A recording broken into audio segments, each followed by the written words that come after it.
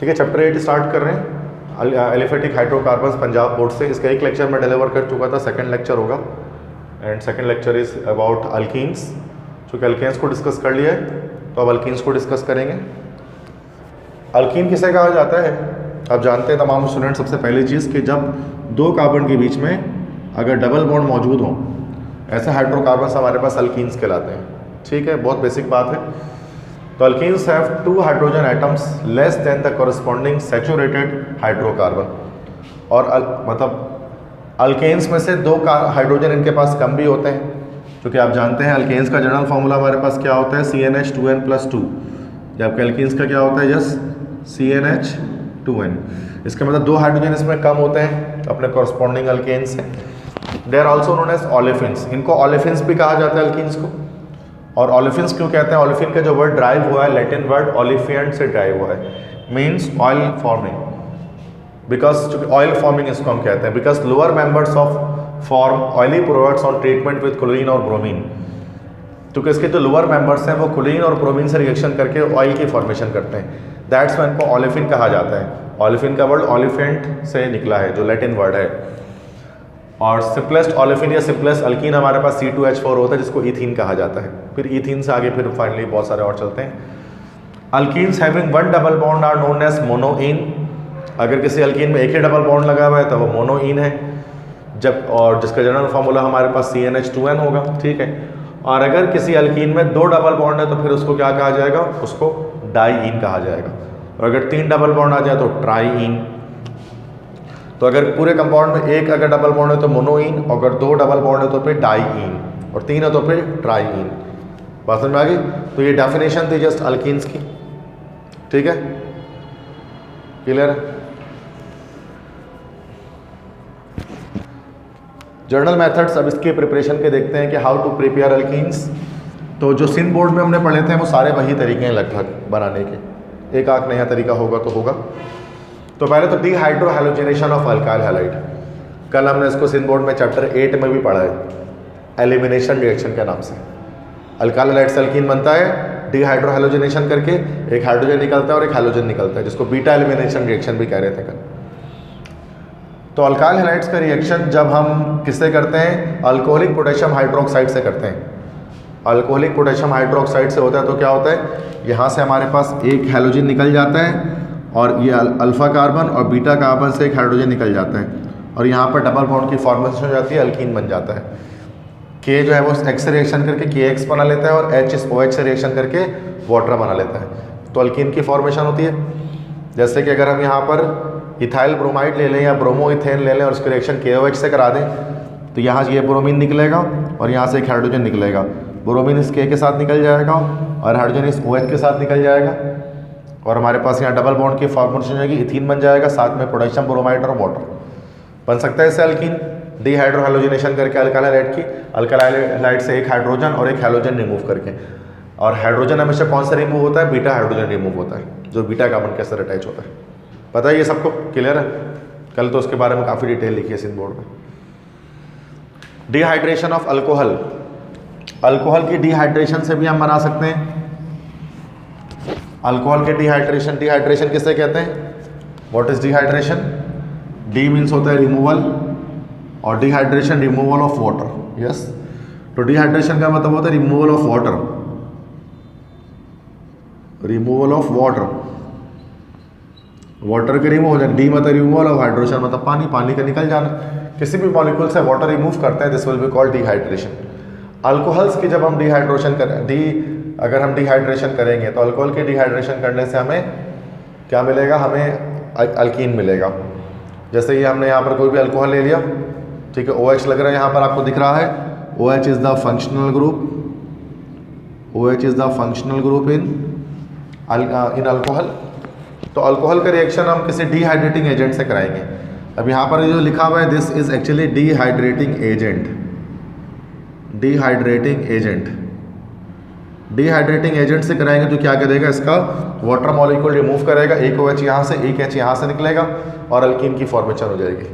ठीक है, OH यहाँ से निकल जाएगा और यहाँ से एक H निकल जाएगा और यहाँ डबल बॉन्ड फॉर्म हो जाएगा, अल्कीन बन जाएगा। अब डिहाइड्रेटिंग एजेंट सिर्फ हम बहुत सारे ले सकते हैं। 3 तरह के डिहाइड्रेटिंग एजेंट यहाँ पंजाब बोर्ड में आपको मेंशन होगा। तीन तरह के डिहाइड्रेटिंग एजेंट यहाँ पंजाब बोर्ड में आपको मेंशन होगा। P4O10, ठीक है, ये एक हो सकता है। Concentrated sulphuric acid Sindh board में इस्तेमाल किया जाता है इसको, ये हो सकता है डिहाइड्रेटिंग एजेंट। और साथ में फॉस्फोरिक एसिड H3PO4, इसको भी हम एज अ डिहाइड्रेटिंग एजेंट इस्तेमाल कर सकते हैं। तो 3 चीज़ें हैं, first thing P4O10, second is concentrated sulphuric acid and the third one is phosphoric acid. तीनों में से किसी को भी हम इस्तेमाल कर सकते हैं। वो क्या कर सकता है, वाटर को रिमूव कर सकता है किसी मॉलिक्यूल से हाई टेम्परेचर में, ठीक है। और अब ये याद रखिए कि ऑर्डर ऑफ रिएक्टिविटी डिहाइड्रेशन की, डिहाइड्रेशन फास्टर किस में होगी, स्लोअर किस में होगी। तो 3 डिग्री है। टर्शरी अल्कोहल ज़्यादा फास्टर डिहाइड्रेशन करते हैं बनिस्बत सेकेंडरी अल्कोहल के, और सेकेंडरी अल्कोहल से ज़्यादा, और सेकेंडरी अल्कोहल ज़्यादा हाइड्रेशन किससे करते हैं, डिहाइड्रेशन किससे करता है, प्राइमरी अल्कोहल से। मतलब जो मोस्ट रिएक्टिव है डिहाइड्रेशन के लिए वो टर्शरी अल्कोहल से, और जो लीस्ट रिएक्टिव है वो प्राइमरी अल्कोहल से। ये भी याद रखना पड़ेगा ऑर्डर ऑफ डिहाइड्रेशन। अगर हम अल्कीन्स की, अगर हम किसी अल्कोहल की करते हैं तो टर्शरी अल्कोहल सबसे फास्टर करेगा डिहाइड्रेशन और सबसे लोएस्ट करेगा प्राइमरी अल्कोहल, और इन बिटवीन इन दोनों के बीच में करेगा सेकेंडरी अल्कोहल। तो tertiary is greater than secondary, secondary is greater than primary. बात समझ में आ गई इस स्लाइड में जो बात मैंने बताई आपको, ठीक है। डिहाइड्रेटिंग एजेंट याद रखें 3 तरह के हैं, जिसमें से P4O10 है, कंसनट्रेटेड सल्फ्यूरिक एसिड है और फॉस्फोरिक एसिड है। 3 तरह के हो सकते हैं, और ये ऑर्डर ऑफ डिहाइड्रेशन इसके याद रखें। एप्टीट्यूड के अंदर ये चीज़ें पूछ लेते हैं आपसे, ठीक है। क्लियर है। तो ये तो मैंने सेकंड प्रोसीजर बताया था। अल्कोहल के डिहाइड्रेशन करने से भी हम क्या कर सकते हैं, बना सकते हैं किसको, दैट इज के ये अल्कीन्स को। नमाज पढ़ लेंगे तो। तीसरा तरीका होता है कि हम बना सकते हैं डीहैलोजिनेशन विसिनल डाइहैलाइड की। डीहैलोजिनेशन में क्या किया जाएगा, क्या रिमूव होता है, हैलोजन की रिमूवल, रिमूवल ऑफ हैलोजन, ठीक है, यस गुड। तो हम ये कह सकते हैं रिमूवल ऑफ एक्स। अगर किसी मॉलिक्यूल से हैलोजन रिमूव किया जाए तो डीहैलोजिनेशन। तो विसिनल डाइहैलाइड की डीहैलोजिनेशन करने से भी हम क्या कर सकते हैं, अल्कीन्स की फॉर्मेशन कर सकते हैं। विसिनल डाइहैलाइड किसे कहते हैं, विसिनल रेडिकल बताया था आपको मैंने। 2 कार्बन लेंगे और दोनों पर अलग अलग अगर हैलोजन अगर अटैच हो जाएंगे और ये हाइड्रोजन अटैच है, दिस इज कॉल्ड विसिनल डाइहैलाइड। और अगर दोनों एक ही जगह पर अटैच हो जाए, जैसे अगर इस तरह से प्रोसीजर आ जाएगा, कार्बन ले लें, ठीक है, मतलब कार्बन लें और इधर पर हाइड्रोजन और इधर, और सॉरी इधर पर हैलोजन और इधर पर हैलोजन एक ही पर आ जाए, तो उस सूरत में ये क्या कहलाएगा, this is called, this is termed as geminal. तो ये हमारे पास विसिनल है और ये हमारे पास जिमिनल है, ठीक है। तो विसिनल और जिमिनल 2 तरह के हमारे पास हैलाइड्स हो सकते हैं। डाइहैलाइड्स 2 तरह के हो सकते हैं, विसिनल और जिमिनल। तो विसिनल डाइहैलाइड की डीहैलोजिनेशन करेंगे तो अल्कीन बन जाएगा। ये हमारे दिख रहा है विसिनल डाइहैलाइड। तो हमने हैलोजन अटैच किया हुआ है, दोनों अलग अलग कार्बन के साथ, अलग अलग कार्बन पे अटैच है। और इसके लिए हम यहाँ पर जिंक इस्तेमाल करेंगे। जिंक हमारे पास यहाँ पर क्या है, जिंक इज़ अवर डीहैलोजिनेटिंग एजेंट। यहाँ पर जिंक हमारे पास डीहैलोजिनेटिंग एजेंट है। दरअसल में क्या कर रहा है, डीहैलोजिनेशन करेगा। जिंक की प्रॉपर्टी है, जिंक क्या कर सकते हैं, जितने भी हैलोजन से उनको खींचकर बाहर निकाल सकता है। जो जिंक हैलोजन को बाहर निकालेगा ZnH2, और यहाँ पर कार्बन के 2 एक बॉन्ड बनने की फिजिबिलिटी बन जाएगी, तो यहाँ एक बॉन्ड बन के अल्कीन बना लेगा। तो हम इस तरह से क्या कर सकते हैं, विसिनल डाइहैलाइड्स की डीहैलोजिनेशन करके भी अल्कीन्स बना सकते हैं। सही है। तो यहाँ आप देखो हैलोजन खींच कर निकल गया, जिंक हैलाइड निकल गया और यहाँ से डबल बॉन्ड बन जाएगा। बस समझ में आ गई। सिंध बोर्ड में भी था एग्जैक्टली ये, कोई नई चीज़ नहीं है ना, ये पंजाब बोर्ड से सिर्फ टेक्स्ट मतलब दोनों में है ये। अब ये एक नया है, ये नहीं था सिंध बोर्ड में, ये सिर्फ पंजाब बोर्ड के अंदर है।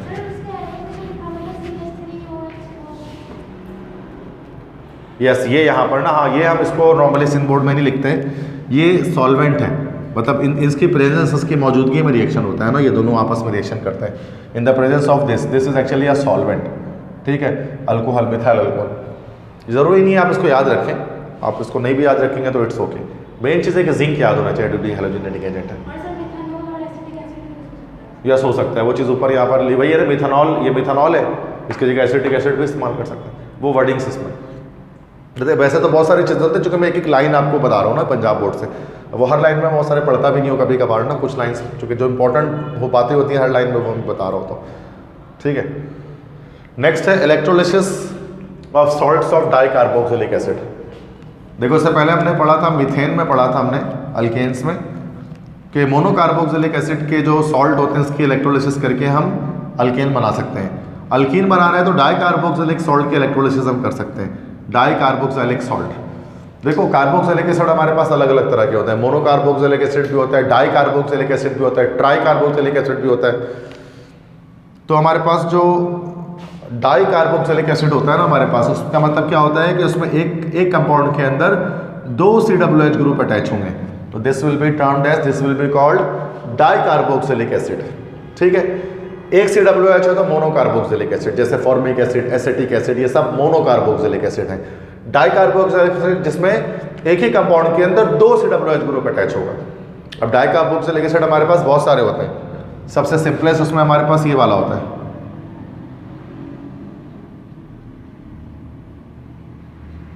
डाई कार्बोक्सिलिक एसिड है, दो तरफ COOH ग्रुप अटैच है, इसको हम लोग क्या बोलते हैं, this is called oxalic acid. ये हमारे पास ऑक्जेलिक एसिड कहलाता है। ठीक है, the next one, the second one, अब इसमें क्या हो सकता है कि यहाँ पर CH2 लगा सकते हैं, CH2 फिर carbon double bond oxygen OH, इसको हम लोग कहते हैं दैट इज कॉल्ड म्यूकेनिक एसिड, ये म्यूकेनिक एसिड कहलाता है। एक और हो सकता है OH लगाया, कार्बन डबल बॉन्ड ऑक्सीजन लगाया, CH2 दो CH2 ग्रुप इसके बीच में लगा दिया, मतलब टोटल कार्बन 4 हो गए, तो इसको हम लोग कहते हैं this is called succinic acid, succinic acid. बहुत सारे होते हैं ये सब, ये डाई कार्बोक्सिलिक एसिड आपको मैं बता रहा था। ऑक्जेलिक सबसे सिंपलेस्ट है, फिर म्यूकेनिक एसिड है, फिर सक्सेनिक एसिड है। तो सक्सेनिक एसिड का सॉल्ट अगर हम इसको बनाना हो तो यहाँ सॉल्ट बनाने के लिए क्या करेंगे, यहाँ से हम H हटा देंगे, H हटा देंगे और H की जगह पर यहाँ पर सोडियम लगा दिए मिसाल के तौर पे। अच्छा, अगर H हटा देंगे ना यहाँ से, तो जो आइन यहाँ पर ये सक्सेनिक एसिड सब ये आइन बन गया, जिसको हम बोल सकते हैं, इसको नाम क्या दे सकते हैं, that is succinate, that is succinate आइन। अब यहाँ पर अगर सोडियम भी लगा दें अगर हम, तो अब सॉल्ट बन गया ये, तो उसको हम लोग बोल देंगे this is called sodium succinate. ठीक है, तो ये डाई सोडियम सक्सिनेट चूंकि 2 लगा हुआ है, तो हमें डाई कार्बोक्सिलिक एसिड के सॉल्ट की इलेक्ट्रोलिसिस करनी है। अब ये यहाँ पर आपने देखो यही चीज़ बनी हुई है, CH2 COONA और CH2 से COONA अटैच्ड है, इसमें लिखा हुआ डाई सोडियम सक्सिनेट। तो नाम क्यों आ रहा है, क्योंकि सक्सेनिक एसिड का ये सोडियम सॉल्ट है 2 तरफ से, और सक्सेनिक एसिड क्या है, डाई कार्बोक्सिलिक एसिड, इसमें टोटल कार्बन 4 है, तो उसको स्ट्रक्चर वैसे भी बना सकते हैं, ऐसे ही बना सकते हैं। इसकी जब इलेक्ट्रोलिसिस की जाएगी, in the presence of water किया जाएगा, तो हमारे पास क्या बनेगा, एक रिएक्शन हमारे पास यहाँ पर होगा, H और OH में ब्रेक हो जाएगा, ये H प्लस OH माइनस में, और ये सोडियम पॉजिटिव होगा, तो सोडियम प्लस इस OH के साथ निकल जाएगा NaOH बनाकर। ठीक है, और यहाँ पर COO ये कार्बन डाइऑक्साइड यहाँ से निकल जाएगा, यहाँ से कार्बन डाइऑक्साइड निकल जाएगा, क्योंकि यहाँ पर हम यहाँ पर करके आ रहे हैं डीकार्बोक्सिलेशन, कार्बन डाइऑक्साइड गैस की रिमूवल कर रहे हैं। कोलबे इलेक्ट्रोलाइटिक मेथड कहते हैं ना, इसको कोलबे का बताया था पिछली क्लास में भी, लास्ट वीक। तो CO2 यहाँ से निकल जाएगा और यहाँ पर दोनों के बीच में डबल बॉन्ड फॉर्म हो जाएगा, तो ये हमारे पास अल्कीन की फॉर्मेशन हो जाएगी, इथीन बन जाएगा। तो यहाँ NaOH के साथ रिएक्शन करके सोडियम हाइड्रोक्साइड बन के अलग हो जाएगा, फिर ये हमारे पास बच जाएगा, इसमें से ये और ये 2 कार्बन डाइऑक्साइड के मॉलिक्यूल बना के अलग हो जाएंगे, और यहाँ डबल बॉन्ड फॉर्म हो जाएगा 4 बॉन्ड पूरा करने के लिए, और क्या बन जाएगा, अल्कीन बन जाएगा या इथीन बन जाएगा। तो ये इलेक्ट्रोलाइटिक मेथड कहलाता है, इसको हम लोग कहते हैं, करंट पास करने के बाद ही होता है, एनोड कैथोड पे अलग अलग रिएक्शंस होते हैं। तो ये कोलबेज इलेक्ट्रोलाइटिक मेथड है, जिसमें हम क्या करते हैं, डाई कार्बोक्सिलिक एसिड की इलेक्ट्रोलिसिस करके भी अल्कीन बनाया जा सकता है। और डाई कार्बोक्सिलिक एसिड यहाँ पर हम अगर इथीन बनाना है तो हम सक्सेनिक एसिड लेंगे, सक्सेनिक एसिड का सॉल्ट लेंगे डाई सोडियम सक्सिनेट, उसके थ्रू बन सकता है। ठीक है, ये नया टॉपिक था, ये सिंध बोर्ड में नहीं था, ये सिर्फ पंजाब बोर्ड में, अल्केन की फॉर्मेशन के लिए भी और अल्कीन की फॉर्मेशन के लिए भी। बात समझ आ गई। अच्छा, इसके अलावा और तरीका हमारे पास हो सकता है, that is partial dehydrogenation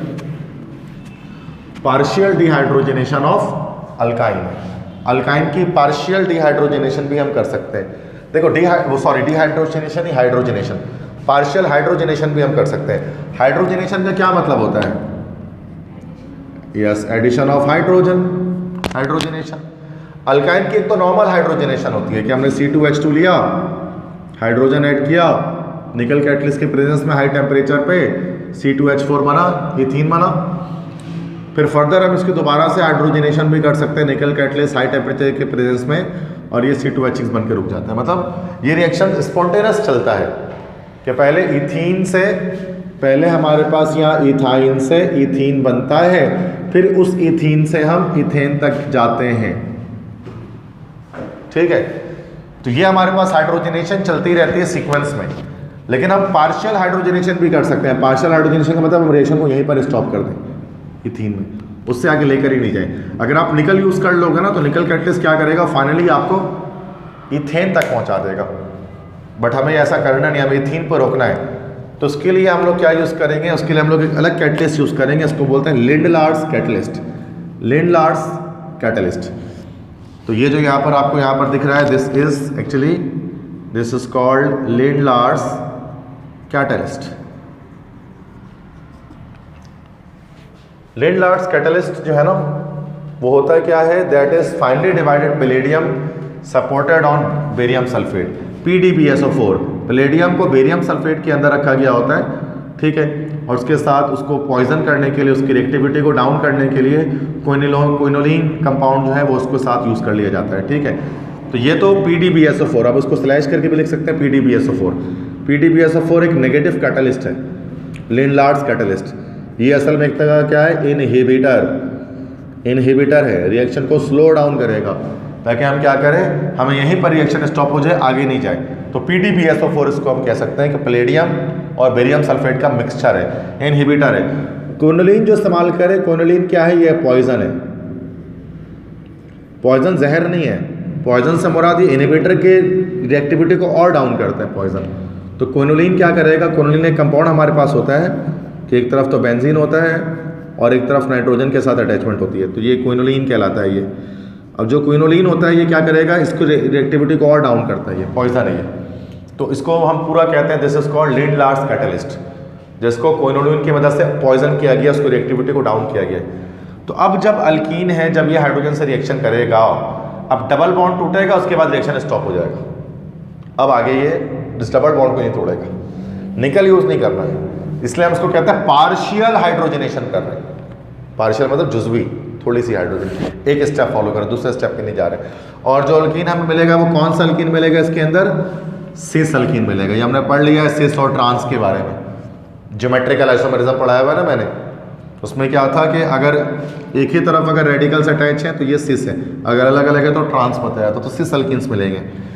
a trans alkene can be obtained by treating an alkyne with sodium in liquid. अच्छा, लिंडलार्स कैटलिस्ट इस्तेमाल करने से हमें सिस अल्कीन मिलेगा। ट्रांस अगर लेना है तो क्या करेंगे, sodium metal in liquid ammonia. अगर सोडियम मेटल को लिक्विड अमोनिया में यूज़ करेंगे तो इससे क्या होगा, जो हाइड्रोजन लगेगा वो ट्रांस में लगेगा। अब देखो एक रेडिकल यहाँ है, एक रेडिकल यहाँ है, ये कौन सा अल्कीन हमारे पास हो गया, ट्रांस अल्कीन। तो पार्शियल हाइड्रोजनेशन करके अगर आपको सिस अल्कीन हासिल करना है तो आप लिंडलार्स कैटलिस्ट यूज़ कर लो, और अगर आपको ट्रांस अल्कीन हासिल करना है तो फिर सोडियम मेटल यूज़ कर लो अमोनिया के अंदर। तो ये दोनों अलग अलग रिएजेंट्स हैं, एक सिस बनाने के लिए, एक ट्रांस बनाने के लिए। ये बहुत एडवांस बात है जो सिंध बोर्ड नहीं करता हमारी, ठीक है, कराची वाले नहीं पढ़ते, पंजाब बोर्ड में पढ़ते हैं सिस और ट्रांस बनाने का तरीका। क्लियर है, बात समझ में आ गई, क्लियर है, सही है, क्लियर है, ठीक है। इसको अब आप जब मैं स्लाइड सेंड करूँगा ना तो उसमें भी आप पढ़ के समझ जाओगे क्या चीज़ लिखी हुई है, ठीक है। क्योंकि मैं भी जो लिख रहा होता हूँ वो बहुत ज़्यादा चीज़ें ऐसी इंपॉर्टेंट नहीं लिख रहा होता हूँ, आपको पहले भी पता होती है ये चीज़ ऐसी है, ठीक है। बाकी अगर आपको लिखी हुई चीज़ें भी अगर आपको चाहिए जो कि आप तो नहीं लिख रहे हैं उसको, तो आप फिर लेक्चर्स के थ्रू देखोगे कि सर ने बोर्ड पे क्या क्या लिखा था इस लेक्चर के दौरान, तो वो चीज़ स्लाइड में तो आपको ये बोर्ड पे लिखी हुई चीज़ें ये सब नहीं दिखेंगी जो मैं मार्कर से लिख रहा हूँ, वो जस्ट जो चीज़ प्रोजेक्ट हो रही है स्क्रीन पर वही दिखेगी, ऐसे ही है ना। क्योंकि आप लिखते तो नहीं हो ना, इसलिए मैं बता रहा हूँ रीज़न, ठीक है। तो ये तो हमारे पास प्रिपरेशंस हो गई। अब इसके बाद नेक्स्ट हमारे पास फिजिकल प्रॉपर्टीज़ हैं। तो फिजिकल प्रॉपर्टीज हमारे पास अल्कीन्स की, first 3 member ethene, propene, butene, वो गैसेस हैं अल्कीन्स में। रूम टेम्परेचर पे C5 से C15 तक पे लिक्विड्स हैं, और C15 से आगे C16 और हायर वो सारे के सारे सॉलिड्स हैं। ये अल्कीन्स में भी याद कराया था मैंने आपको, अल्कीन्स में भी याद करना है ये आपको, ठीक है। सॉलिड गैसेस कौन से, लिक्विड्स कौन से हैं और सॉलिड्स कौन से हैं। 3 शुरू के 3 जो है वो लिक्विड्स हैं, सॉरी गैसेस हैं। उसके बाद C5 से 15 तक लिक्विड्स हैं, 16 से ऑनवर्ड्स सॉलिड्स हैं, ठीक है। इनसॉल्युबल इन वाटर है, पानी में कोई भी अल्कीन कोई भी सॉल्युबल नहीं होता, लेकिन नॉन पोलर सॉल्वेंट में हल हो जाएगा, जैसे बताया था ना अल्कोहल, पेट्रोल, इन सब चीज़ों में। और इनकी अच्छा ये स्मेल लेस ऑर्डर लेस नहीं होते, उनकी कैरेक्टरिस्टिक स्मेल होती है, स्वीट स्मेल होती है और वो एक ल्यूमिनस फ्लेम के साथ बर्न करते हैं। तो जितने भी अल्कीन्स होते हैं जैसे इथीन वगैरह अल्कीन्स जितने भी होते हैं उनकी स्मेल होती है, उनकी स्मेल होती है स्वीट स्मेल, इसको हम कहते हैं स्वीट सी स्मेल होती है। जबकि जाके अल्केन्स होते हैं वो सारे के सारे ऑर्डर लेस होते हैं, स्मेल लेस होते हैं।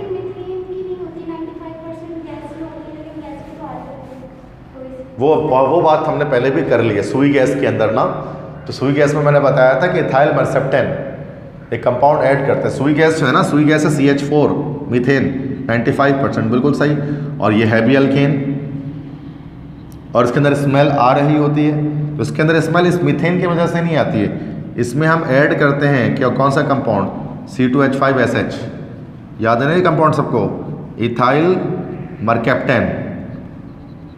इथाइल मर्केप्टेन ऑर्डर देता है, ये हम इसको ऑर्डर ऐड किया जाता है सेफ्टी पर्पस के लिए, ताकि अगर खुदा न खास्ता कभी गैस वगैरह खुली रह जाए घर के अंदर, किचन के अंदर, तो आप स्मेल के ज़रिए आपको अंदाज़ा हो सके कि गैस खुली हुई है और आप उसको बंद कर दें सेफ्टी पर्पस के लिए।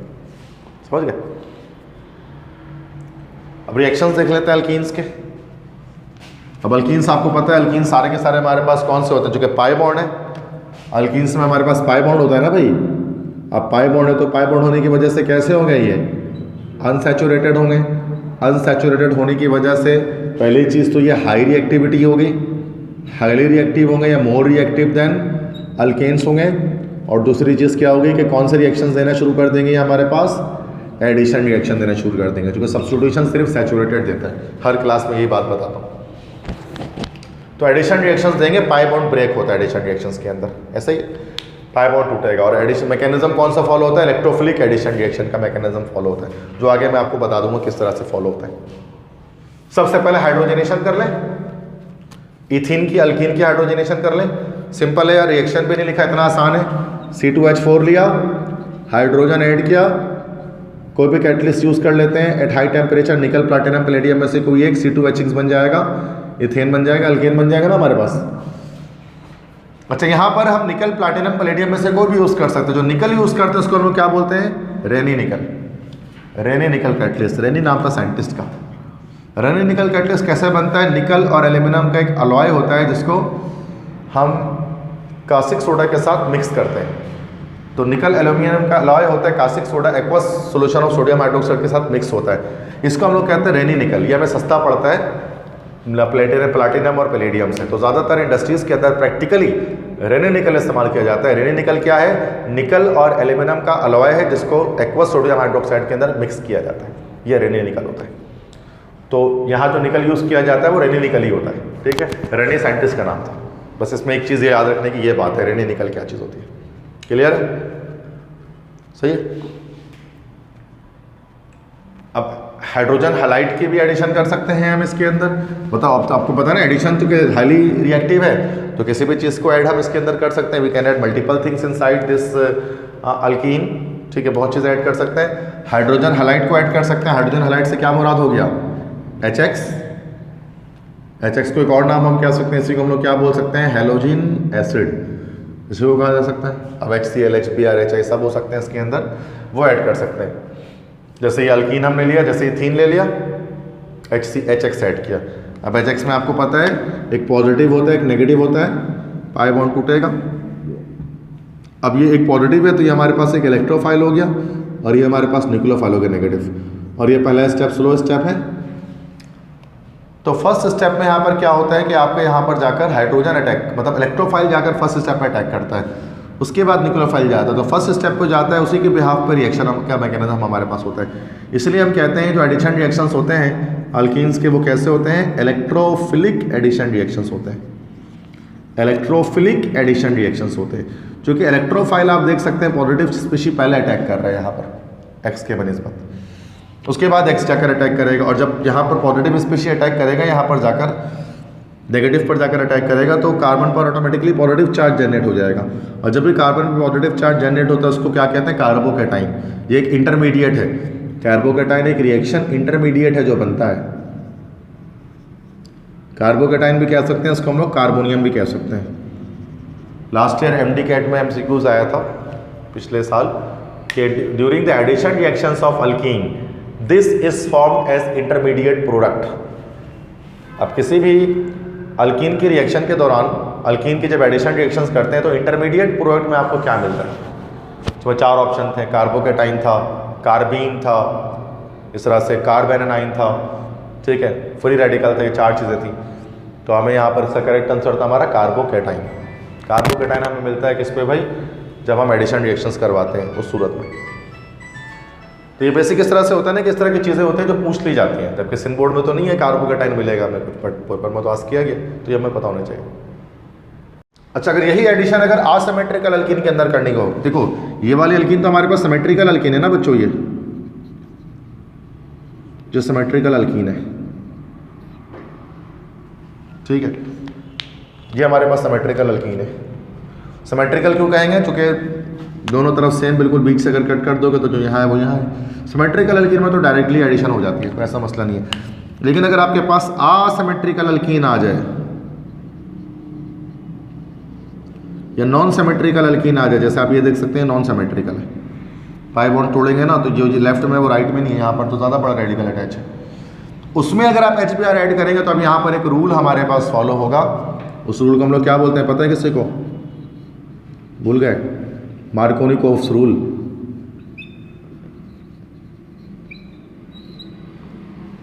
मार्कोनिकोव्स रूल फॉलो होगा। मार्कोनिकोव एक साइंटिस्ट था।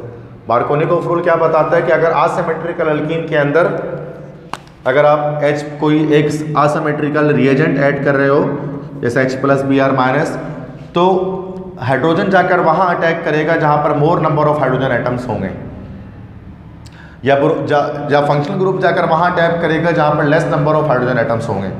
तो यहाँ देखो ये पाई बॉन्ड टूटेगा, अगर ये पाई बॉन्ड अगर टूटता है तो अब इधर पे 2 हाइड्रोजन, इधर पे 1 हाइड्रोजन है, तो हाइड्रोजन इधर अटैक करेगा और ब्रोमीन जाकर इधर अटैक करेगा। तो हमारे पास ये वाला कंपाउंड एक्चुअल बनेगा 2 ब्रोमोप्रोपेन, और 1 ब्रोमोप्रोपेन नहीं बन सकेगा। ये ऊपर वाला कंपाउंड नहीं पॉसिबल होगा, क्योंकि ब्रोमीन हमेशा इस वाले कार्बन पर अटैक करेगा। मार्कोनिकोव रूल कहता है असिमेट्रिकल अल्कीन के अंदर जाकर फंक्शनल ग्रुप जाकर वहीं अटैच होता है जहां पर लेस नंबर ऑफ हाइड्रोजन होते हैं। तो लेस नंबर ऑफ हाइड्रोजन तो यहाँ था, इसलिए फंक्शनल ग्रुप यहाँ के बजाय यहाँ अटैक करेगा। और अगर सिमेट्रिकल हो तो फिर कहीं पे भी अटैक कर दो, सिमेट्रिकल में सेम स्ट्रक्चर बनता है। जैसे इथीन में तो मसला नहीं है, लेकिन ये प्रोपीन होता तो फिर मसला हो जाता। तो प्रोपीन में फिर क्या होता है, हमें मार्कोनिकोव रूल फॉलो करना पड़ेगा। बात समझ में आ गई? किसी बोर्ड में भी है मार्कोनिकोव रूल, ठीक है, हमारे पेपर में भी आएगा सेकेंडरी। क्लियर है? समझ में आ गई बात? इसमें जो कुछ एक तरह से रिपीट हो रही है चीज़ें ना। एडिशन ऑफ सल्फ्यूरिक एसिड, इसके बाद सल्फ्यूरिक एसिड की एडिशन करते हैं, ठीक है। Sulphuric acid that is H2SO4, ठीक है, उसकी एडिशन करते हैं।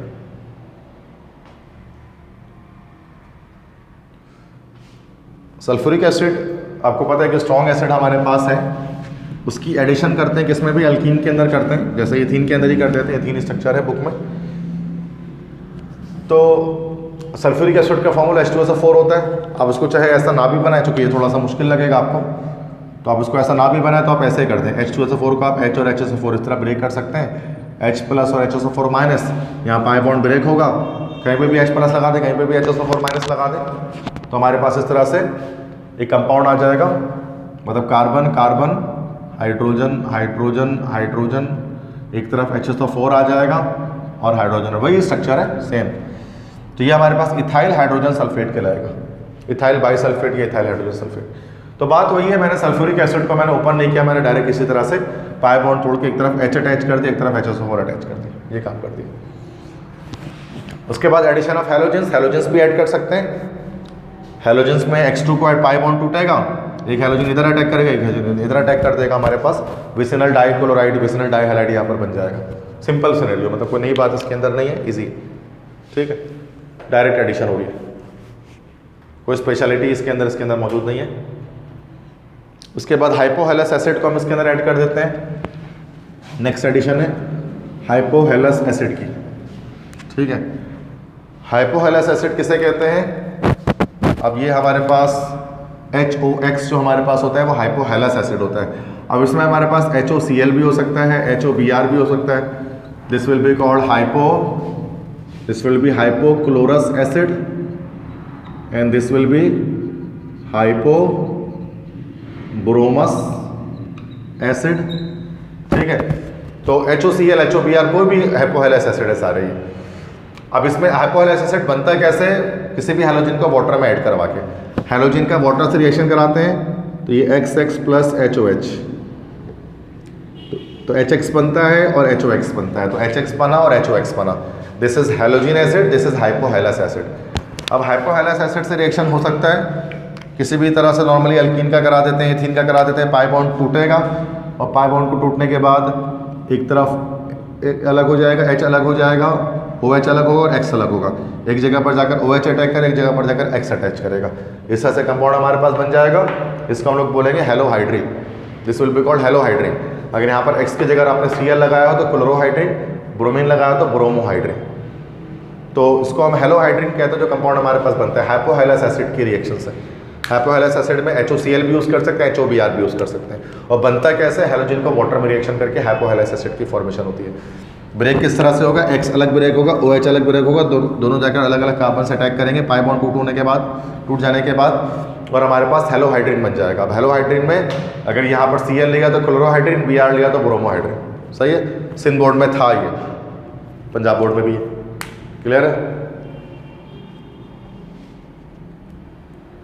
ऑक्सीडेशन रिएक्शंस भी हो सकते हैं। अब नेक्स्ट ऑक्सीडेशन मतलब एडिशन ऑफ ऑक्सीजन, किसी मॉलिक्यूल में ऑक्सीजन का ऐड हो जाना। तो ऑक्सीडेशन रिएक्शंस भी हम इसमें करवा सकते हैं, जैसे कि एडिशन ऑफ ऑक्सीजन कर लेते हैं, डायरेक्ट O2 को ऐड करते हैं नॉर्मली। तो डायरेक्ट O2 ऐड पहले तरीके से किस तरह से हो जाएगा? यहाँ से ऑक्सीजन के साथ जब हम इसका रिएक्शन कराएंगे तो ये पाई बॉन्ड टूटेगा, और पाई बॉन्ड टूटने के बाद ये जो ऑक्सीजन है ना, दो बॉन्ड बनाता है। तो ऑक्सीजन इस तरह से दो बॉन्ड बनाकर एक साइक्लिक स्ट्रक्चर इस तरह से बना लेगा, एक बॉन्ड इस कार्बन के साथ, एक बॉन्ड इस कार्बन के साथ, ठीक है। तो इसको हम लोग कहते हैं this compound is called ethylene epoxide. Ethylene oxide भी कह सकते हैं, इसको इथाइलिन इपॉक्साइड कहा जाता है। ये पंजाब बोर्ड में है सिर्फ, ये सिंध बोर्ड में नहीं था। This was not present in the Sindh board, ठीक है। ये एक न्यू चीज़ है जो आप देख रहे हैं, न्यू रिएक्शन देख रहे हैं। जहाँ नया दिखेगा वहाँ मैं आपको बताऊंगा कि बेटा देख लो नया है ये, ठीक है। और थोड़ा सा जतन करके जहन में रख लेना, थोड़ी सी मेहनत करके जहन में रख लेना, ठीक है। अगर कुछ बड़ा बनना है ज़िंदगी में, ठीक है, अगर ज़िंदगी में सिर्फ कुछ करना ही नहीं है, जैसे हर कोई रोडों में कर ही रहे हैं, नॉर्मली घूम रहे फिर रहे हैं, आपको भी वही करना है तो आप भी छोड़ दो, नहीं पड़ो, उसको क्या ज़रूरत है इतनी सर में दर्द करने की। डिपेंड करता है कि आप क्या बनना चाहते हैं। वरना जाहिर सी बात है, इतने पागलों की तरह कौन मेहनत करे इन चीज़ों पर यार। टीचर भी क्यों करे, बच्चा भी क्यों करे। सिंध बोर्ड ही इतना सर में दर्द पकड़ के रखते हैं बच्चों के, वो पेपर उठवाते रहते हैं सिंध बोर्ड में, फिर पंजाब बोर्ड को अलग से डिस्कस करना, और फिर उसमें कोई नई चीज़ आ जाए तो उसको जहन में रखना। तो ये इसलिए रखा जाएगा कि अब किसी भी तरह से कोई रिस्क नहीं लेना चाहते। We don't want to take any risk for our admission. क्योंकि नर्सरी से लेकर सेकंड मैट्रिक तक पढ़ा, फिर सेकंड ईयर तक पढ़ा, फिर जो एम है, जो ड्रीम है, वही अचीव ना हो पाए तो फिर क्या बेनिफिट है हमारे, फिर तो कोई फ़ायदा ही नहीं है। देखा जाए तो पढ़ाई जो आपने की वो पूरी ज़ाया गई बचपन से लेकर अब तक की। थोड़ी सी जतन रख के समझें कि देखें, ये पहली बार आप ज़िंदगी में ऐसा कोई कंपाउंड देख रहे हैं यहाँ पर कि ऑक्सीजन साइक्लिक स्ट्रक्चर बनाया हुआ है वहाँ पर, तो उसको ईपॉक्साइड कहा जाता है। 2 कार्बन का तो इथाइलिन ईपॉक्साइड, और वो कैसे बन रहा है? इथीन की ऑक्सीडेशन करने से, डायरेक्ट ऑक्सीजन से रिएक्शन करा दिया और ईपॉक्साइड बन गया, ठीक है। ये कार्बन इधर से और इधर से ऑक्सीजन के साथ जुड़ के ऑक्सीजन के में 2 बॉन्ड और 2 बॉन्ड बन गए। सिंध बोर्ड में हम लोग जो ऑक्सीडेशन करते हैं वो ये वाली है, जिसको कहते हैं हाइड्रोक्सिलेशन। हाइड्रोक्सिलेशन में क्या होता है? OH ग्रुप इथीन में जाकर ऐड हो जाता है, और उसमें हम लोग फिर क्या करते हैं? पोटेशियम परमैंगनेट के प्रेजेंस में वाटर से रिएक्शन कराते हैं, और उसमें 2 OH नेगेटिव आयन 2 OH निकलते हैं पाई बॉन्ड के साथ, और यहाँ पर इसके साथ जुड़ जाते हैं, जिसको हम लोग कहते हैं इथाइलाइन ग्लाइकोल। ये पढ़ा होगा, अगर आपको ये याद आ रहा होगा कि सर ये पढ़ा होगा, कुछ लग रहा है इथाइलाइन ग्लाइकोल। तो इसमें क्या हो रहा है, लेकिन इसमें पोटेशियम परमैंगनेट के साथ रिएक्शन यहाँ पर हमारे पास हो रहा है, फिर KMnO4 के साथ हो रहा है। तो KMnO4 वाटर के प्रेजेंस में नेसेंट हाइड्रोजन निकालेगा, फिर वो OH ग्रुप यहाँ पर जाकर दोनों कार्बन के साथ अटैच हो जाएंगे, तो इथाइलाइन ग्लाइकोल बन जाएगा। इसको एंटी फ्रीज के तौर पर इस्तेमाल किया जाता है, पेट्रोल के अंदर और इंक वगैरह के अंदर इस्तेमाल करते हैं ताकि वो जमे ना, पेट्रोल वगैरह को जमने से रोकने के लिए। ठंडे कंट्रीज़ के अंदर पेट्रोल जम जाता है, तो उसको जमने से रोकने के लिए, तो गाड़ी के इंजन में पेट्रोल जमे नहीं बर्फबारी के टाइम में, तो उसके लिए इथाइलाइन ग्लाइकोल गैसोलीन में ऐड करते हैं एंटी फ्रीज के तौर पे। फ्रीजिंग एंटी फ्रीजिंग एजेंट है ये इथाइलाइन ग्लाइकोल, जो कैसे बनता है? हाइड्रोक्सिलेशन करने से बनता है इथीन की। इथीन का KMnO4 ऑक्सीडाइजिंग एजेंट है, पोटेशियम परमैंगनेट एक्वस, उसकी प्रेजेंस पर रिएक्शन कराने से बनता है। सही है। तो दोनों ही ऑक्सीडेशन ही ऑक्सीजन ही ऐड हो रहा है, इसमें भी ऑक्सीजन ऐड हो रहा है इथीन में, इसमें भी ऑक्सीजन ऐड हो रहा है, बट दोनों की कंडीशन अलग अलग है। क्लियर है। ओजोनोलाइसिस भी हो सकता है, ये भी सिर्फ पंजाब बोर्ड में है, सिंध बोर्ड में नहीं है। हमने बेंजीन की है ओजोनोलाइसिस, लेकिन हमने इथीन की नहीं किया। अब इथीन की भी हो सकती है, सेम सिनेरियो पर होगी। दिस इज इथीन, इथीन का रिएक्शन O3 के साथ, O3 is ozone, ozone allotrope oxygen का है, O3 फॉर्मूला होता है। पाई बॉन्ड टूटेगा, और पाई बॉन्ड टूटने के बाद यहाँ पर इस तरह से ओजोन इस तरह लगता है ना, जब भी लगता है ऐसे करके, बेंजीन में भी लगाया था ओजोनाइड बनाने के लिए, इस तरह से जाकर लग जाएगा। इसको अलग बोलेंगे मोलोजोनाइड, दिस इज कॉल्ड मोलोजोनाइड। मोलोजोनाइड जो होता है ना वो अनस्टेबल होता है, मोलोजोनाइड अनस्टेबल होता है। अनस्टेबल होने की वजह से मॉलिक्यूलर रीअरेंजमेंट होती है, मॉलिक्यूलर रीअरेंजमेंट होता है, ऑक्सीजन जाकर ऊपर चले जाता है, इस 2 कार्बन के साथ चले जाता है और ये स्टेबल हो जाता है, ओजोनाइड बन जाता है। ठीक है, तो ये now this compound is called ozonide. बस ये क्या हुआ, इसमें एक ऑक्सीजन यहाँ से ऊपर चला गया, 2 कार्बन के साथ अटैच हो गया, तो मोलोजोनाइड से ओजोनाइड की फॉर्मेशन हो गई। देन इस मोलोजोनाइड की अगर हम वाटर से रिएक्शन कराएंगे, इसको वाटर के साथ अगर ऐड करेंगे, वाटर के साथ ऐड करने पर क्या हो जाएगा कि यहाँ पर ये ऑक्सीजन जो है ना, ये वाला ऑक्सीजन इसके साथ निकल जाएगा, H2O2 बना लेगा, दिस इज हाइड्रोजन परऑक्साइड, और यहाँ से एक एल्डिहाइड बन जाएगा फॉर्मल्डिहाइड, और यहाँ से एक फॉर्मल्डिहाइड बन जाएगा, तो 2 फॉर्मल्डिहाइड बन जाएंगे। मतलब ओवरऑल रिएक्शन बताओ ओजोनोलाइसिस में तो क्या हो रहा है कि सबसे पहले इथीन के रिएक्शन ओजोन से हुआ, तो पाई बॉन्ड टूटा, मोलोजोनाइड बना, मॉलिक्यूलर रीअरेंजमेंट हुई तो ओजोनाइड बना। फिर ओजोनाइड को जब पानी में डाला जाएगा तो पानी एक ऑक्सीजन लेकर यहाँ से हाइड्रोजन परऑक्साइड बना लेगा H2O2, और यहाँ से एक फॉर्मल्डिहाइड अलग हो जाएगा, यहाँ से एक फॉर्मल्डिहाइड अलग हो जाएगा, 2 फॉर्मल्डिहाइड के मॉलिक्यूल बन जाएंगे। तो ये भी एक बड़ा रिएक्शन है, इसमें भी ऑक्सीडेशन हो रही है, ऑक्सीजन ऐड कर रहे हैं, किसमें, इथीन के अंदर। पीछे भी 2 जगह पर यही किया। तो सिंध बोर्ड में हम सिर्फ एक पढ़ते हैं ऑक्सीडेशन, इथाइल ग्लाइकोल, इसमें 3 है, एक में इथिलीन इपॉक्साइड बन रहा है, एक में इथिलीन ग्लाइकोल बन रहा है, और एक में जो है वो ओजोनाइड बन रहा है, जो बाद में पानी से रिएक्शन करके फॉर्मल्डिहाइड बना लेंगे। क्लियर है। तो कितना मुश्किल नहीं है, हाँ नई चीज़ है, बट मुश्किल नहीं कह सकते इसको हम कि दैट इज डिफरेंट, क्योंकि इस तरह के रिएक्शन हमने पढ़े हुए हैं अक्सर। ठीक है, क्योंकि मैं एक एक लाइन पढ़ाने वाला हूँ पंजाब बोर्ड से। ठीक है, जो आई डोंट थिंक सो कि कराची में कोई भी हो रहा हो, कहीं पे भी कहीं नहीं होता ऐसा, एक लाइन कौन पढ़ाता है। तो वो एक एक लाइन पढ़ा रहे हो कि घर जाकर आप खोलेंगे ना बुक को तो आप बोलेंगे हाँ सर वाकई में ये सारी लाइन्स इसके अंदर थी। पॉलीमराइजेशन तो पता ही है, इथीन की पॉलीमराइजेशन बहुत बच्चों वाली बात है, बहुत सारे ले लेंगे इथीन, पाई बॉन्ड टूटेगा, सारे इथीन साथ में ज्वाइन हो जाएंगे, और हमारे पास जो पॉलीमर बनेगा वो क्या कहलाएगा, polythene. Polythene bags, shopping bags वगैरह जो होते हैं वो यही होता है ना, इथीन का पॉलीमर होता है, पॉलीथीन एडिशन पॉलीमर है, पाई बॉन्ड टूटेगा, बहुत सारे इथीन आपस में जुड़ जाएंगे, पॉलीथीन बन जाएगा, और कुछ बात नहीं करनी इसके बारे में। समझ आ गई बात। पॉलीथीन की फॉर्मेशन तो पता ही है, पॉलीथीन प्लास्टिक की होती है ना, शॉपिंग बैग्स वगैरह जैसे बनते हैं, थैलियाँ वगैरह बनती हैं। ठीक है, अब यूजेस जैसे इसकी देख लें कि इस्तेमालात क्या है हमारे पास इथीन के, कहाँ कहाँ इस्तेमाल करते हैं इथीन को। तो आखिरी स्लाइड आई थिंक सो ये है यहाँ पर, फिर इथीन हमारा ख़त्म हो जाएगा। इथीन का इस्तेमाल कहाँ कहाँ पर है, पॉलीथीन को बनाने में इस्तेमाल करेंगे, अभी बनाया ना पॉलीथीन, प्लास्टिक बैग। पॉलीथीन एक प्लास्टिक मटेरियल है जिसको हम टॉयज बनाने में, केबल्स, बैग्स, बॉक्स ये सब बनाने में इस्तेमाल करते हैं। Artificial ripening of the fruit, ripening of fruit के लिए भी इस्तेमाल करते हैं, फलों को पकाने के लिए, फलों को जल्दी पकाने के लिए, उनकी रैपनिंग करने के लिए इथीन इस्तेमाल किया जाता है। जर्नल एनेस्थेटिक, जो कि एनेस्थीसिया कॉज करती है गैस, या बेहोशी तारी करती है, तो एज ए जर्नल एनेस्थेटिक इसको हम यूज़ कर सकते हैं। 2 तरह के एनेस्थीसिया होते हैं, लोकल एनेस्थीसिया और जर्नल एनेस्थीसिया। क्या डिफरेंस है दोनों में?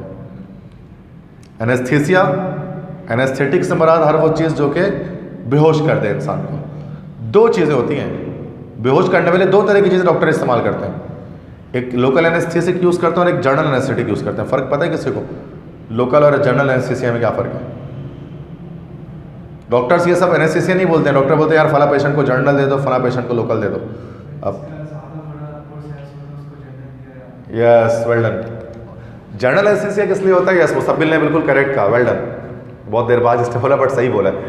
ठीक है, तो जर्नल एनेस्थीसिया क्या होता है, पूरी बॉडी को पैरालाइज कर देता है। मतलब अगर आपको इंसान को पूरी तरह से बिल्कुल बेहोश करना है ना, मतलब सर से लेकर पाँव तक, तो जर्नल एनेस्थीसिया दिया जाता है। जैसे इथीन एक जर्नल एनेस्थीसिया मास्क के थ्रू दिया जाता है। और अगर कभी कभार होता है हमें पूरी बॉडी को पैरालाइज नहीं करना पड़ता, हमें कुछ पोर्शंस बस हम चाहते हैं कि वो नम हो जाए, वो सुन हो जाए। जैसे डेंटिस्ट के पास जब तुम जाओगे, डेंटिस्ट के पास कभी गए हो? डेंटिस्ट के पास नहीं गए कभी आज तक? चलो कोई बात नहीं। डेंटिस्ट को आपने देखा होगा, डेंटिस्ट अगर कभी किसी को देखा है डेंटिस्ट को काम करते हुए, तो वो एक सिरिंज लगाते हैं दांतों में। दांत निकालना हो, एक्सट्रैक्शन करनी हो, RCT रूट कैनाल थेरेपी करनी हो, फिलिंग वगैरह कुछ भी करनी हो, तो वो क्या करते हैं, एक सिरिंज लगाते हैं, लंबा सा उसकी उनके पास सिरिंज होती है ना, वो स्टील की टाइप की। तो उससे क्या करते हैं वो, थोड़ी देर के बाद क्या होता है, इंसान का मुंह पूरा सुन हो जाता है। हाथ में सब यूज़ हो रहा होता है जिस पेशेंट है, लेकिन जो उसके सिर्फ मुंह है ना, उसमें कोई दर्द का एहसास उसको नहीं हो रहा होता है, यस, पेन महसूस नहीं हो रहा होता उसको। तो दैट इज लोकल एनेस्थीसिया, जो किसी मकाम एक लोकल किसी खास एक ऑर्गन को नम करने के लिए इस्तेमाल किया जाता है। छोटे मोटे ऑपरेशन के लिए लोकल एनेस्थीसिया इस्तेमाल किया जाता है, बड़ा ऑपरेशन करना है तो जनरल एनेस्थीसिया देता है, पूरी बॉडी को मतलब बेहोश कर देते हैं स्टार्ट टू एंड। ठीक है, जैसे बाईपास सर्जरी करनी है तो जनरल एनेस्थीसिया दे देता है बाईपास करने के लिए, जो कि हार्ट सर्जरी करनी है तो पूरी बॉडी सुन करना जरूरी है, तो एज अ जनरल एनेस्थीसिया इस्तेमाल करते हैं। डॉक्टर बनने वाले आगे जाकर उनको तो लाजमी पता होना चाहिए कि ये चीज़ क्या है। नेक्स्ट है for preparing mustard gas. Mustard gas को बनाने में इस्तेमाल कर सकते हैं। मस्टर्ड गैस कभी पढ़ा था, इसकी प्रिपरेशन मैं यहाँ पर नहीं बता रहा आपको, लिख देता हूँ। चलो, वैसे सिन बोर्ड में पढ़ा था हमने, C2H4 प्लस किसके साथ रिएक्शन होता है, H2Cl2, सल्फर मोनोक्लोराइड के साथ, और ये क्या होता है, सल्फर CH2CH2Cl CH2CH2Cl, और सल्फर अलग हो जाता है। तो ये जो पूरा फॉर्मूला हमारे पास बनता है, this is called mustard gas. Mustard gas, beta beta dash dichlorodiethyl sulphide, इसको कॉमन नेम है पूरा फुल। नॉर्मली दुनिया भर में इसको मस्टर्ड गैस कहा जाता है। मस्टर्ड गैस क्यों कहते हैं, मस्टर्ड कलर की होती है, सरसों का रंग जैसा होता है ना, मस्टर्ड कलर की होती है तो मस्टर्ड गैस कहते हैं। A chemical use in world war 1, पहली जंग अजीम में इसको इस्तेमाल किया गया था, वर्ल्ड वॉर 1 में इसको इस्तेमाल किया गया था। The name comes from its mustard like order. अच्छा, इसका कलर के अलावा इसकी ऑर्डर जो होती है ना, इसको जो स्मेल होती है वो भी मस्टर्ड की जैसी होती है। सरसों का होता है ना, मस्टर्ड सरसों को कहते हैं, सरसों को जो स्मेल होती है वैसे स्मेल होती है। It is not a gas, ये गैस नहीं है, but a high melting high boiling liquid that is dispersed as a mist of tiny droplets. ये असल में मस्टर्ड गैस तो कहा जाता है, लेकिन एक लिक्विड है हाई बॉइलिंग पॉइंट वाला, और उसको छोटे छोटे ड्रॉपलेट्स की सूरत में इसको फैला दिया जाता है। It is a powerful vesicant. Vesicant का मतलब इट काउजेस ब्लिस्टर्स, ये छाले प्रोड्यूस करते हैं, ब्लिस्टर प्रोड्यूस करती है। तो वर्ल्ड वॉर 1 में इसको इस्तेमाल किया गया था मस्टर्ड गैस को। मस्टर्ड गैस की मस्टर्ड जैसी ऑर्डर होती है, और ये कोई गैस नहीं है, ये लिक्विड है हाई बॉइलिंग पॉइंट। लेकिन उसको ना स्प्रे करते हैं, जैसे कभी कभार ना लिक्विड को स्प्रे करते हैं तो छोटे छोटे ड्रॉप्स बनते हैं ना, मिस्ट जिसको कहते हैं, गैस जैसे ही लग रहे होते हैं, लेकिन वो गैस नहीं होते हैं, वो तो ड्रॉप्स होते हैं छोटे छोटे। तो इसकी सूरत में ना इसको जहाज़ वगैरह से स्प्रे किया जाता था। तो जब ये जब किसी जाकर लगते थे ना किसी की बॉडी पर, तो उस पर क्या होता था, ब्लिस्टर कॉज हो जाते थे। मतलब फौज वगैरह के जब बॉडी पर लगते थे तो ब्लिस्टर, छाले बन जाते थे, स्किन को ख़राब किया करता था, ये स्किन पर अफेक्ट किया करता था ये बहुत ज़्यादा। ठीक है, तो ये इसको मस्टर्ड गैस कहा जाता है, जो केमिकल वीपन के तौर पे, केमियाई हथियार के तौर पे इस्तेमाल किया जाता रहा। तो मस्टर्ड गैस को भी इथीन से बनाना है, इथीन का सल्फर मोनोक्लोराइड से रिएक्शन करने से ये बनता है, H2Cl2 से। ठीक है, और इसको as a starting material for a large number of chemicals of industrial use, मतलब एज अ स्टार्टिंग मटेरियल इस्तेमाल करते हैं बहुत सारी चीज़ों को बनाने के लिए। जैसे ग्लाइकोल, इथेनॉल ग्लाइकोल बनाया अभी हमने, इससे एंटीफ्रीज बताया था ना, जो पेट्रोल को जमने से रोकता है। अल्काइल हैलाइड बनाने के लिए इस्तेमाल कर सकते हैं, पढ़ा है, इथीन से बना सकते हैं अल्काइल हैलाइड एल्कीन से। इथाइल अल्कोहल को बनाने में इस्तेमाल किया जा सकता है, अल्कोहल्स के प्रिपरेशन में, डिफरेंट चीज़ों में इसको इस्तेमाल कर सकते हैं। तो ये काफ़ी सारे इस्तेमाल आते हैं किसके, इथीन के। बात समझ में आ गई सारी चीज़ क्लियर।